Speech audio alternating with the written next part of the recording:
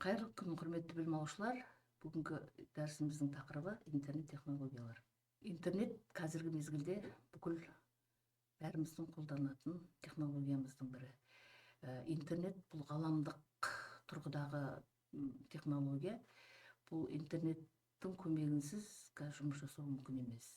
Яғни мыңдаған желілердің өзара байланысқан жиынтық деп атауымызға болады.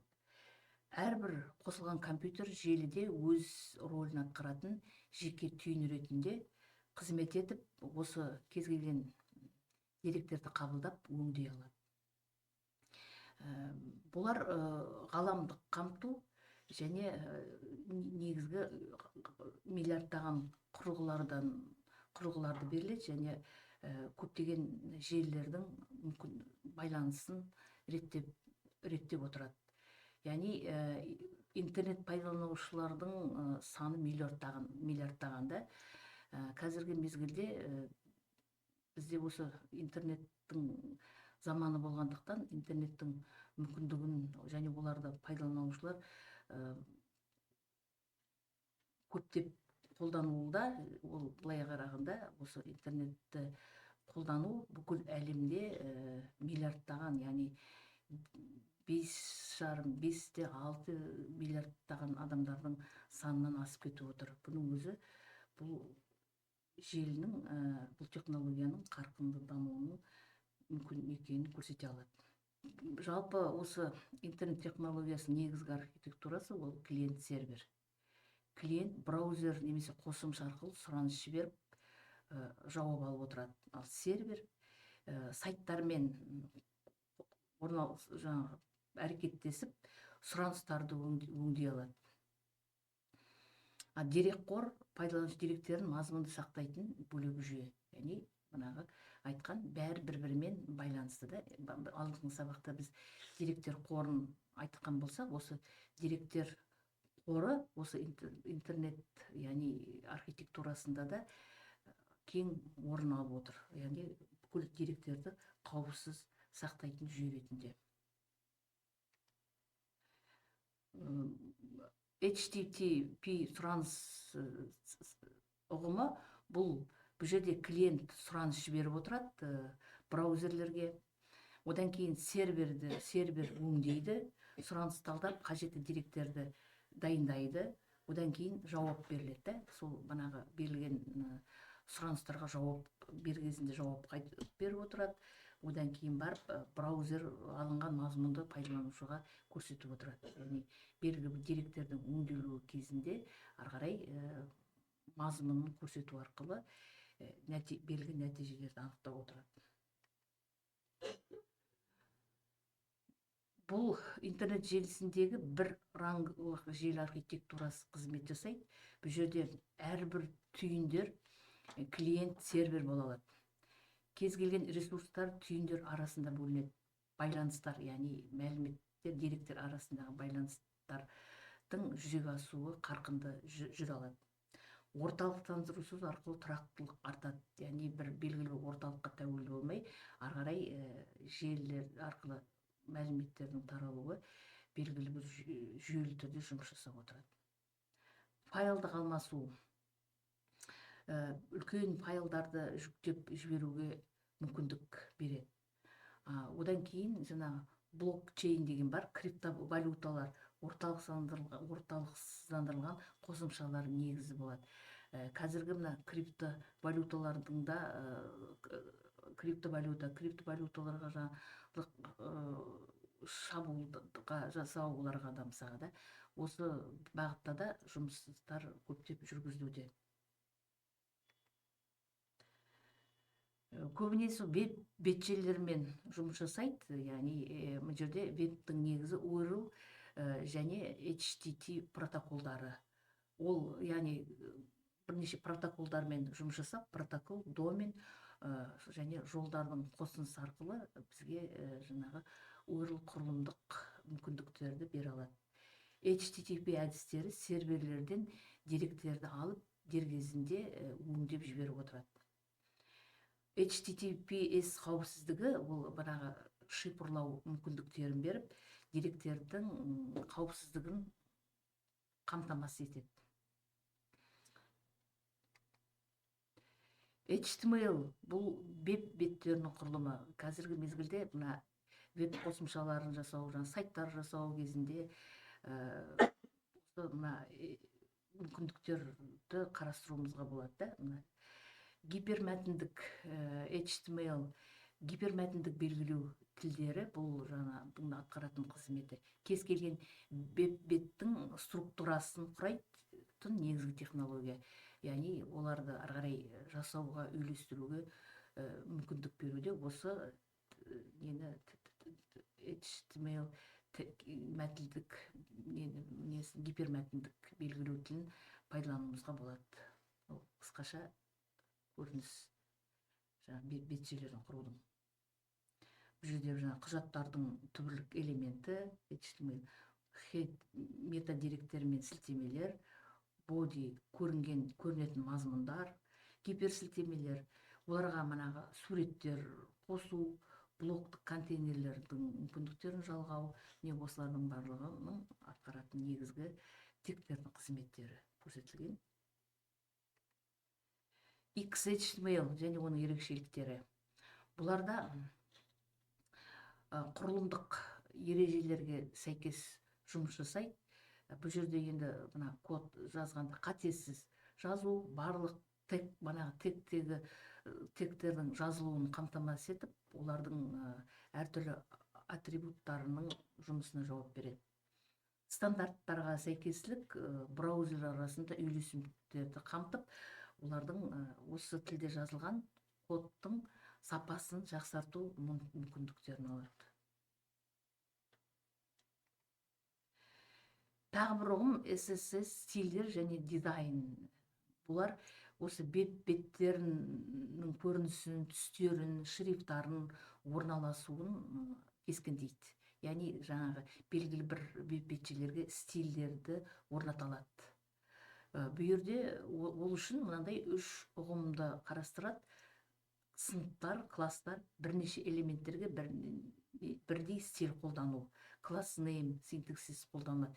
Бұл жерде уже банағы біздер веб бетчелерін құру үшін белгілі программалық тілдерді пайдалануымызға болады. Сондай программалау тілдерінің бірі C++, программалау C#, программалау тілдерінде қолдануымызға болады. Мысалы, осы жерде олардың негізгі мүмкіндіктерін қолдану арқылы шығаруымызға болады. Идентификаторлар жеке элементтерді sharp ID name арқылы нақты анықтау және стильдеу. Бұл жерде дизайн, стиль жасау деген өте бір күрделі ұғым. Әр түрлі, мысалға, веб бетчелерін жасағанда, оларды бір интерфейстерін өзгертуді, бір айталық бір құрылымның несін сайт жасайтын болсақ, оған егерде өздеріңіз бір интерфейсін кішкентайда болса бір интерфейсін стилін өзгертетін болсаңыздар, ол да бір үлкен жұмыс болып есептеледі.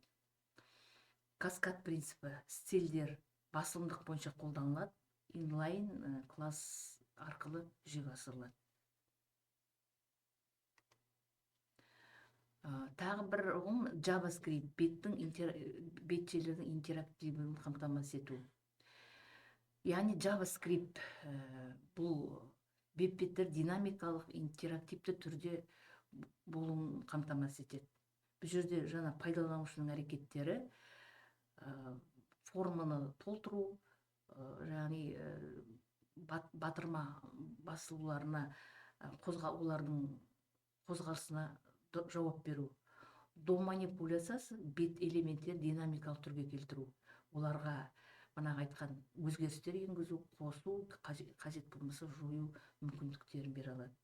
Ajax сұраныстары бетті қайта жүктемей серверден деректерді алу. Яғни әбден өңделіп болғаннан кейін осы өңделген деректерді серверлерден алу жұмысын білдіреді. SMS мазмұнды басқару жүйелері. Бұл веб-сайттарды құруға және басқаруға мүмкіндік беретін платформа болып есептеледі. Бұлардың да әртүрлі үш деңгейі бар. Әлемдік ең танымал SMS блоктар мен корпоративті сайттарға арналат. WordPress, Joomla икемді және кеңейтілген әлеуметтік желілерде қолданылады және сонда қолайлы болып есептеледі. Drupal кәсіби деңгейлік құрылым, үлкен корпоративтік жобаларға арналған құрылымдық бет-жерлерді жасау. Бұлардың артықшылықтары пайдаланушы интерфейс қарапайым және көптеген техникалық қолдауды қауымдастырыла алады. Яғни кез келген адам осы бет-жерлермен осылардың көмегімен жасау мүмкіндіктерін ала алады. XML және веб-сервистер. Бұларда көптеген деректер алмасу кезінде оларды стандартты протоколдарын жазу кезінде қолданылады. Бұл жерде екі түрі бар. SOAP, яғни корпоративтік жүйелердің протоколдары, REST, қазіргі IP жүйелердің жаңағы архитектуралық қызметтерін өңдеуде қолданылады. Яғни бұл белгілі бір негізгі универсальды форматтың бірі болып есептеледі. Желідегі сауда. Қазіргі кездегі бұлда бір күнделікті біздің қоғамдағы қажет нәрселер, өнім каталогы, себет және тапсырыстар беру, төлем жүйелері, жеткізу және қолдау. Қазіргі кезде мысалы бәрімізде осы желі арқылы барлық бизнес сауданы жүргізе аламыз да. Сол кезде осы интернет арқылы жүргізе аламыз. Яғни әртүрлі жаңа каталогтарды қосымшаларға жүктеу арқылы оларды адамдар өздері дер кезінде тапсырыс беріп, одан кейін оларды ең соңында қолдану мүмкіндігін алу. Жеке желілік қызметтер, қауіпсіздік шаралары шифрлау, аутентификация және антивирус қорғаныс желілерін қарастыру. Бұл жердегі несі интернетке қауіпсіз жұмыс жасау, байланысты қамтамасыз ету, бұлттық қызметтер, қашықтықтағы жаңағы серверлермен жұмыс және клиент сервер арасындағы байланыстар, прокси серверлер. Веб технологияларының экожүйелері, бұлар клиенттер пайдаланушы интерфейсті қарастырылады. Сервер жағынан бизнес логика, бұл жерде банағы әртүрлі тілдер немесе программалық қамтамалар қолданылады. Желі байланыс протоколдары арқылы байланысады да, ал мына деректер қоры осы деректерді сақтау жұмысын жүргізе алады.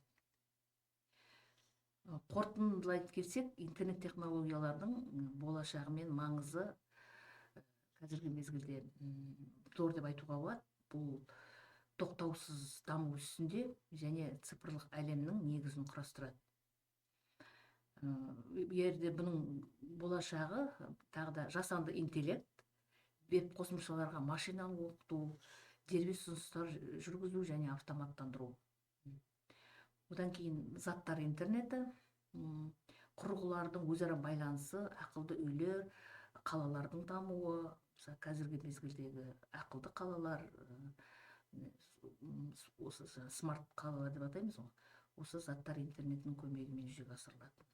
Одан кейінгі жаңа блокчейн, криптография және қауіпсіздік. Интернет түсіні технологиялары бұл қазіргі кезде қатынас құралы ретінде бізге